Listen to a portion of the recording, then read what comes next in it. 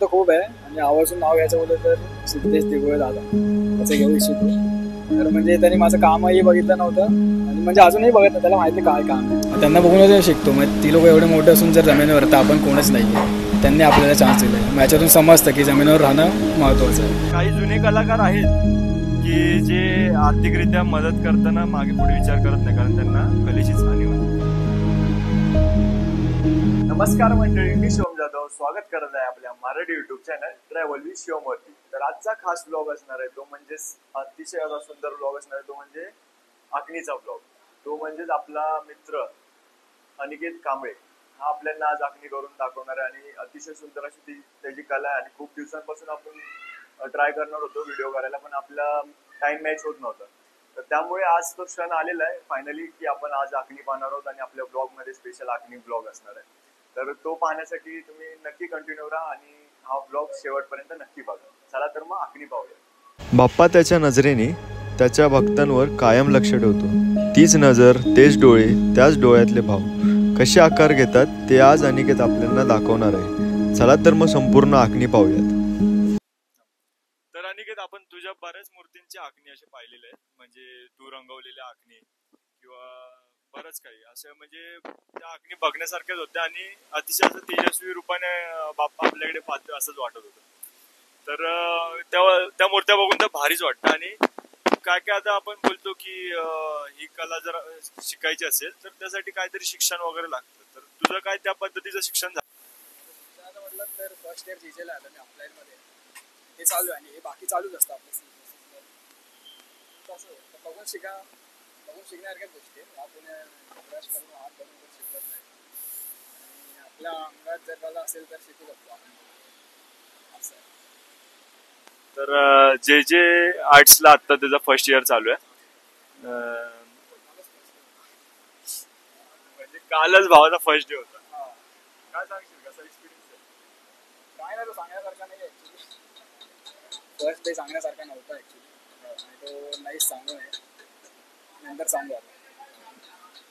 तर ही कला शिकताना म्हणजे तू बोललास की बघून शिकलास, मान्य आहे, पण हे शिकवताना म्हणजे तू कोणाकडे म्हणजे गेला शिकायला आणि कोणाकडून तू मूर्ती पाहिलास आणि तुला पहिल्यांदा म्हणजे असं कोणी देत नाही की या तू बघायला किंवा काय, तर तो चान्स तुला कोणी दिला? चान्स तर दिला सिद्धेश दादाने, सिद्धेश दादा दिगोळे. त्यांनी एक भरोसा केला. माझं काम वगैरे बघितलं नाही त्यांनी की काय करतो कसा करतो. त्यांनी डायरेक्ट मला मूर्ती दिली, तुला कर आणि करून घरी जा, म्हणजे मी बघणार पण नाही, म्हणजे एवढा त्याचा विश्वास होता. त्यांनी एक डेअरिंग दाखवायला चान्स दिला, त्यामुळे आता मी कुठेतरी कामं करू शकतो असं चाललंय. तुम्हाला तर माहितीच असेल, सिद्धेश दादा दिगोळे म्हणजेच विजय खातू सरांचे एक लाडके आणि उत्कृष्ट असे हे म्हणू शकता आपण शिष्य. तर उत्कृष्ट असे शिष्य आहेत आणि भारी त्यांच्या हातात देखील कला आहे आणि त्यांच्याकडून तू शिकल्यास म्हणल्यावरती ऍक्च्युअल मध्ये खूप मोठी गोष्ट आहे. ते आमचं रिलेशन ऍक्च्युली खूप वेगळं आहे दादा बरोबरचं वगैरे. ते गुरु शिष्याचं पुढचं आहे, खूप पुढचं आहे असं. तर काय म्हणणार. आणि हे सर्व करताना सगळं काही तर असतंच, पण फॅमिली सपोर्ट असणं खूप मोठी गोष्ट आहे. म्हणजे ती असली तरच आपल्याला पुढे पाऊल घेता येतं. तर ते तुझ्या बाबतीत कसं आहे? सपोर्ट तर आहेच, खूपच आहे. ते बोलतात 2 महिने घरात आला नसतं तरी चालेल, असं ह्या लेवलचा सपोर्ट आहे. म्हणजे तू कर, कामं कर, कॉलेज कर वगैरे सगळं तूच कर, असं चांगला सपोर्ट आहे. म्हणजे असं काही निगेटिव्हिटी नाही वगैरे की पैसे आलेच पाहिजे वगैरे नाही. काम कर, तू तुला आवडते तर कर, पैसे आले तर मोठीच गोष्ट आहे ना. असा सपोर्ट आहे, चांगला चाललंय. ही कामं खूप रेअर लोकांना भेटतात. जर हे काम करत असेल तर कोण असं बोलणारच नाही की हे सोड आणि काम कर वगैरे. उलट घरच्यांना पण उलट आवडलं की ही मोठी डोळे हा करतो आणि मोठी निघते आत म्हणून. हे खूप प्राऊडची गोष्ट आहे ना ऍक्च्युली. ह्या कामा पुढे कोण बोलणार नाही की हे सोड आणि ऑफिसला जा, असा संबंध येत नाही. म्हणजे मला एकंदरीत मला काय ते पॉझिटिव्हच होतं असं सपोर्ट. मला निगेटिव्हची म्हणजे काय हेच नाही, म्हणजे समजच नाही की निगेटिव्ह असतं कसं. पॉझिटिव्ह सपोर्ट भेटला आतापर्यंत घरातून किंवा बाहेरच्या कोण लोकांकडून, मित्रांकडून वगैरे असं. ते तर मला पण शिकव, पण असं पॉसिबल नाही ना लगेच. ते त्यांना टाइम आला की त्यांना पण समजणार ते ऑटोमॅटिक, जसं मला समजलं. असा विषय आहे ते. खरं आहे, म्हणजे जितका पॉझिटिव्ह सपोर्ट असेल, आपले मित्र म्हणा, घरचे म्हणा, मुख्य म्हणजे घरचे, जिथून सुरुवात तो जेव्हा सपोर्ट असतो तेव्हा आपण कुठेच कधीच कमी पडू शकत नाही. मग ती कला असो किंवा काही असो. आपल्यावर पण एक रिस्पॉन्सिबिलिटी येते की आता सगळ्यांनी सपोर्ट केलंय त्याच्यात पुढे जाऊन दाखवावं लागेल असं एक होऊन झालं. मग ते आपण पण जरा मनावर घेऊन सिरियसली कुठेतरी करायला लागतं, असा भाग आहे हा.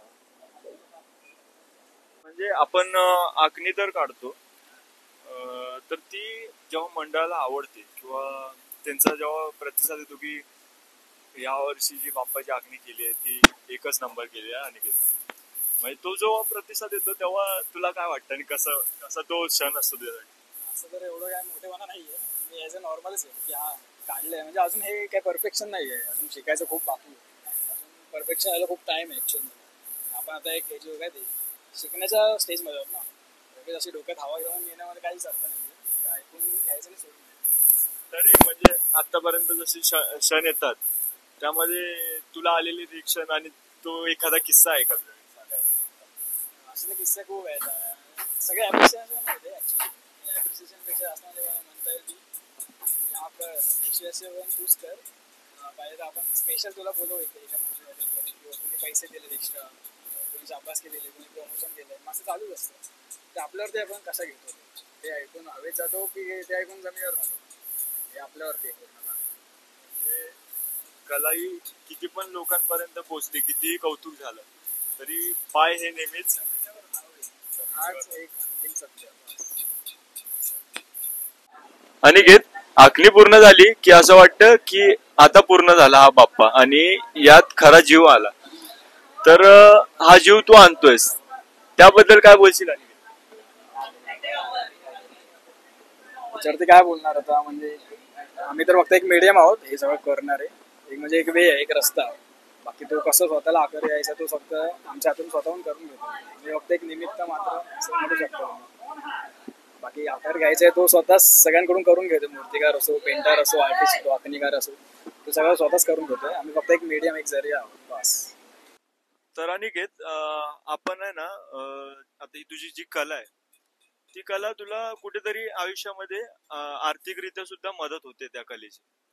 म्हणजे ते आहेच, त्या कलेमुळेच तुला आर्थिकरित्या आयुष्यात खूप सारी मदत होते. आणि ती मदत होताना कधी तुला समज आता कधी कधी ठरलेली रक्कम असते ती येण्यामध्ये कधी प्रॉब्लेम येतो, कधी कधी पेमेंट पूर्ण होत नाही, असे कधी अडथळे येतात का?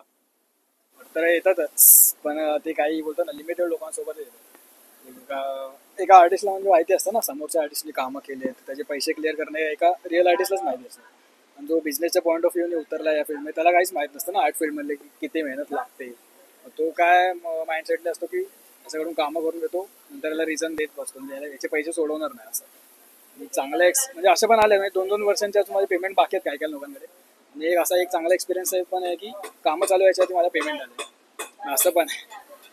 अडथळे तर असतातच रे आता सगळ्या फील्डमध्ये. आता नावं घेऊ नाही शकत आपण, ते पण एक आपल्याला एक लिमिटेशन आहे. घेतले तर मग काय बोलता येईल ते सगळं होईल.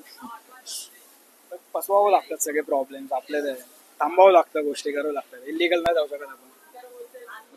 वेटवर आहे कधी येतात पेमेंट. म्हणजे असं पण आहे की ज्याला कला माहितीये त्यालाच कलाकाराची किंमत आहे. त्याला माहिती आहे की मेहनत करून आपल्याला कामं करून देणार आहे. मेहनतीचे पैसे त्याला पण माहिती आहेत ना की या टायमाला कामाला टाइम लागला आहे, त्याचे पैसे क्लिअर करावे लागले. मग तो बरोबर टाइमवर क्लिअर करणार, त्याला त्याकडे पैसे मागायची गरज नाहीये. आणि जो जर तुम्हाला सारखे कॉल करायला लावतोय मग समजून आहे तिकडे तो बिझनेसमॅन आहे, तो कलाकार नाही. तिथेच कट करून टाका तिकडचे काम समजा. म्हणजे आता असं चालू आहे की ज्याला कलाकाराची किंमत आहे, म्हणजे जो कलेची किंमत ठेवतो तोच कलाकाराशी व्यवस्थित आहे आणि त्याच्याशी आर्थिकरित्या देखील व्यवस्थित आहे. पण जो बिझनेस माइंडसेटने या कलेमध्ये उतरतो ना तो या कलेची किंमत ठेवत नाही किंवा त्या आर्थिकरित्या मदत करताना मागे पुढे विचार करत आहेत. तर हे अत्यंत चुकीचं आहे. पण काही जुने कलाकार आहेत की जे आर्थिकरित्या मदत करताना मागे पुढे विचार करत नाही, कारण त्यांना कलेची जाणीव आहे. खरंच अनिकेत, हा मुद्दा तू मांडलास खरंच बरं आहे. कारण बऱ्याच बिझनेस माइंडसेट लोकांना कळू दे की नक्की काय असतं कलाकार आणि कला. अनिकेत, आपले जे आता समज तू जी आखणी करतोस ती बघून किंवा तुझी कला सादर करताना तुला बघून बाहेर इतर वेळेस असे भेटलेले कोण आहेत का, म्हणजे मित्र परिवार म्हण किंवा जे अनोळखी लोक आहेत, म्हणजे जे तुला कधी तू बघितले नव्हतेस ते लोक येऊन बोलतात की भाई तुला आम्ही बघितलंय कुठेतरी आणि तू काम केलेलं बघितलंय. असा कुठचा किस्सा आहे का रे तुझ्या सांगण्यामध्ये? सांगण्यामध्ये आता लेटेस्टच किस्सा आहे कालचा. काल कॉलेजचा फर्स्ट डे होता. फर्स्ट डे म्हणजे अर्थात मी कोणाला ओळखत नाही, ते मला ओळखत नाही असंच असावं. पण इथे कसं झालं की मी तुला ओळखतो, बोललो मी ना ओळखत पण तुम्हाला. नंतर मग त्यांचं असं होतं की बघ तुझ्या इंस्टावरती आम्ही तुला फॉलो करून ठेवलं. बघितलं तर जवळपास 15 लोकांनी त्यांनी फॉलो करून ठेवलेलं आणि ते म्हणतात मी तुला वर्कशॉपला काम करताना वगैरे बघितलं, तुला आवाज वगैरे दिला. मी बोललो मला आठवत नाही आहे. मग ते असं होतं म्हणजे एक कामाने म्हणजे माणसांची ओळख भेटते म्हणजे. तर असं चांगलं लकी काम मला मिळालेलं आहे, तरी देवाची कृपा म्हणता येईल. यावर्षी बरेच असे मूर्ती आहेत म्हणजे गणेश मूर्ती की जे वेगवेगळ्या रूपामध्ये बनवले आहेत आणि त्याच्यावरती सोशल मीडियावरती म्हणजेच आक्षेप घेतला गेलेला आहे. आणि त्याबद्दल तुझं काय मत आहे? मत विचारलंस तर सांगतो. ते मंडळ रिक्वायरमेंट घेऊन येत असेल की असं बनवा तसं बनवा. अनेक मूर्ती करायला पण एक त्याचे लिमिटेशन माहिती असावे. आणि आज जगभरात काय चाललं ते सगळं त्याला म्हणजे काय बोलतात, त्याला माहिती असं म्हणजे इन शॉर्ट त्याला माहिती असं की काय भान ठेवून मूर्त्या वगैरे बनवाव्यात. आणि मंडळ काय मागण्या घेऊन येणार ते साहजिकच आहे, मंडळ मागण्या घेऊनच येतात. पण त्या कितपत योग्य हे मूर्तिकाराला स्वतः समजलं पाहिजे आणि त्याच्यावरती काम केलं पाहिजे. तर असं आहे म्हणजे आता काय विषय म्हणजे देवाचा आहे ना, ते विचार करूनच गोष्टी केल्या पाहिजेत मला तरी असं वाटतं. आणि एक मूर्ती म्हणजे ती सगळीकडे व्हायरल होणार आहे तर असा विषय आहे. मग मला तरी असं वाटतं की विचार करूनच कराव्यात ना की फेमस होण्यासाठी. हेतू मेन तो आहे, बस एवढंच बोलू इच्छितो. खरंच म्हणजे मंडळ जरी किती अपेक्षा ठेवत असेल आपल्याकडे की तुम्ही मूर्ती यावर्षी अशी बनवा आमची किंवा काय, तर तेव्हा मंडळांची मूर्ती ते साहजिक आहे की ते त्यांची मतं मांडणार. पण मूर्तिकाराची जबाबदारी एक आहे की त्यांनी किती लिमिटपर्यंत तो रूप दिलं पाहिजे किंवा काय. तू आखणी काढलेली सर्वात पहिली मूर्ती आणि त्याचा किस्सा काय सांगशील अनिकेत? पहिली मोठी म्हणजे आखणी बोललीस तर 2022ला गेलेली 1 फुटाची मूर्ती होती. तर एकाने चान्स दिला की आखणी शिकायची आहे ना, चल याच्यावरती कर. एकाकडे जायचो शिकायला कुलाब्याला, तर बोला चल कर डेअरिंग करून. आणि 1 फुटाची मूर्ती एवढंच डोळा होता त्याचा. तर ते करायला पण मला भीती वाटलेली की चुकला तर वगैरे, म्हणजे कोण काय बोलणार तर नव्हतं, चुकला तर वगैरे मला अशी भीती होती की बरं चुकलं तर थोडं असतं ना भीती मला. तर बोला नाही कर. आणि करायची होती. एक नंबरचा ब्रश होता छोटासा, मला कर त्याच्याने कर. मग मी केली. ते एवढ्याशा डोळ्याला पण मी 1 तास लावलं तेव्हा. मग ते असं होतं, जेव्हा केली तेव्हा प्रॉपर आली. मग त्यानंतर जो कॉन्फिडन्स वाढला ना, मग 1.5 फुटाची दिली त्यांनी, मग 2 फुटाची दिली, मग 5 फुटाची दिली. नंतर मग डायरेक्ट मग 2024ला दादाकडे आलो, त्यांनी डायरेक्ट 12 फुटाची दिली. मग वाढत गेलं. मग आता चालू आहे ते चालूच आहे. तर असे होता प्रवास म्हणजे 3 वर्षाचा टोटल बोलता येईल. तर शिकत चालू, अजून खूप शिकायचं बाकी आहे आणि अजून खूप काही यायचं बाकी आहे. तर चाललं आहे, बघू.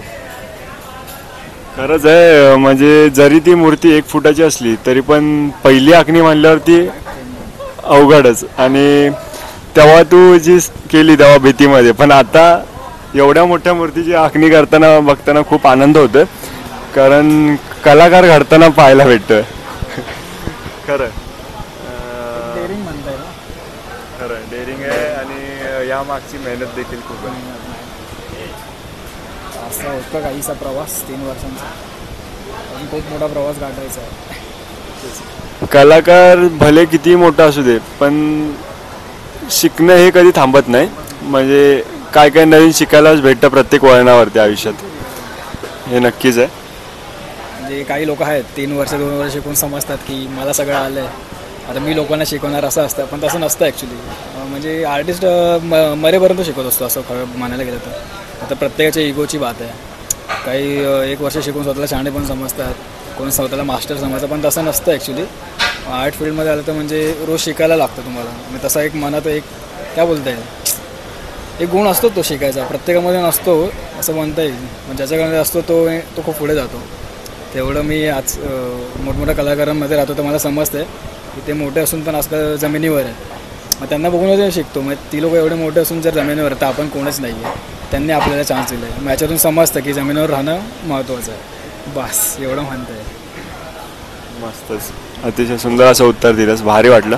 आणि विठ्ठलरूपी अवतार घेताना आपला भिवंडीचा सुंदर राजा हा बाप्पा आहे.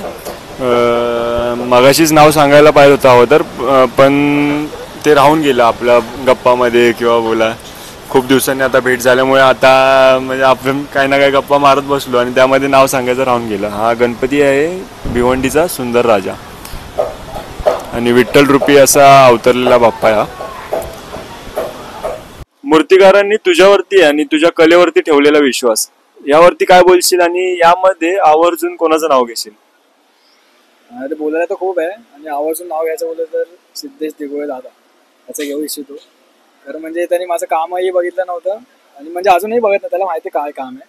म्हणजे काम न बघता त्यांनी डायरेक्ट जे मला आखणी करायला दिलेली 2023 की 24ला की ते अजून लक्षात आहे. म्हणजे ते त्याला काम नव्हतं माहिती तेव्हा, तरी तो बोलला ह्याच्यावरती आखणीकारी मूर्ती निघणार आहे. आणि सकाळचे 5:30 वाजले, सकाळी 5:30 वाजलेले आणि तिकडेच एका मूर्तीकडे मी आखणी करून उतरलेलो. तो बोलला ही आखणी करून दे. नंतर मग हळूहळू त्याचा विश्वास ग्रो व्हायला लागला. मग तशी मोठी मोठी कामे द्यावी लागला. मग आता मी त्याकडेच फिक्स आहे. म्हणजे आता जे काय त्याच्याकडे पेंटिंगचे काम वगैरे असतात ते मिस करतो. म्हणजे त्या आणि ते वेगळं रिलेशन आहे आमचं. ते काही काम असलं की अरे मला कॉल येतो की हे काम तुला करायचं आहे, हे काम तुला करायचं आहे. मग तो एक विश्वास जो चालू झाला तो अजून चालू आहे, म्हणजे अजून वाढला आहे. मग हेच बोलू इच्छितो. म्हणजे त्या माणसाने मला जो चान्स दिला तो अजून चालू आहे आणि बस एवढंच बोलू इच्छितो. म्हणजे अशा काळामध्ये म्हणजे सुप्रसिद्ध मूर्तिकार असून त्यांनी तुझ्यावर विश्वास ठेवला ही खूप मोठी गोष्ट आहे आणि खरंच खूप भारी आणि तुझी कलाही खूप चांगली असल्यामुळेच तुला हा प्रतिसाद आहे. नक्कीच त्यानं म्हणता येईल की तो प्रोत्साहन देतो एके साईडला असंही म्हणता येईल. म्हणजे माझ्यावरती मला एवढं कॉन्फिडन्स नाही जेवढं त्याला आहे. त्याने कुठेतरी प्रोत्साहन दिले म्हणून मी एवढं हे समजू शकतं ना प्रोग्रेस झाली आहे. मग त्याचा एक मोठा वाटा आहे खारीचा की मला प्रोत्साहन देण्यामध्ये. बस खरंच खरं आहे. आणि या काळामध्ये आपल्याच माणसाला हात धरून पुढे नेणं अशी खूप कमी माणसं असतात, पण या काळामध्ये सारखे सुद्धा सिद्धेश दादा सारखे चांगली माणसं तुला भेटलेत. खरंच खूप पुण्यवान आणि भाग्यवंत आहेस. काय ह्याच्यावरती काय म्हणताच नाही येणार. आता हाय पुण्यवान आता म्हणता येईल. त्याला कुठेतरी काम करतोय, त्याला आवडतही असेल किंवा असंही असेल. बाप्पाचा आशीर्वाद तर आहेच. मग असं असेल काहीसं.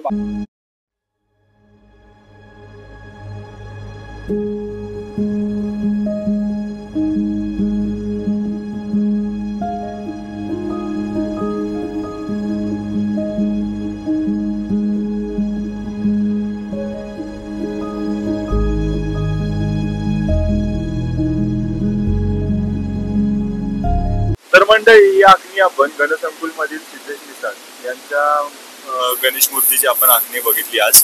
तर ती तुम्ही बघितलीच असाल आणि गणेश मूर्ती देखील अशी सुंदर आहे, खूप मस्त आहे. आणि त्याची आखणी आपल्या अनिकेत भावाने लागली नंबरच झाली आपल्याला.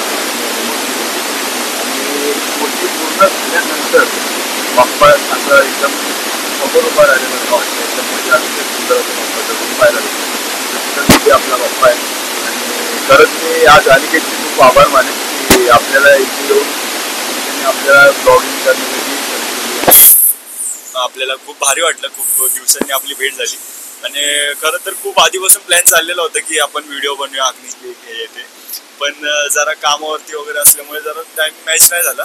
पण आज आम्ही म्हणलं संध्याकाळी काढूया आणि आता मला वाटतं 1:45 वाजायला आलेत, म्हणजे 1 वाजतीलच आता. आणि आमची आखणी आता पूर्ण झाली आहे. खरंच भारी वाटलं आणि तुला भेटून. आणि कसा होता तुझा पहिला एक्सपिरियन्स, म्हणजे या आधी कधी केलेला होता? आधी तर कधी केलं नव्हतं. प्रश्नांची सवय होती कॅमेरा फर्स्ट टाइम होतं की आता होईल व्हिडिओ बस. खरंच म्हणजे फर्स्ट टाइम होतं, पण कधी वाटलं नाही आता व्हिडिओ काढताना, कारण अतिशय सुंदर पद्धतीने त्यांनी उत्तरं दिली आणि मस्त झाला. व्हिडिओ आवडला असेल तर व्हिडिओला लाईक, शेअर आणि सबस्क्राईब करायला विसरू नका. आणि हा व्हिडिओ कसा वाटला हे कमेंट करून नक्कीच सांगा. गणपती बाप्पा मोरया. धन्यवाद.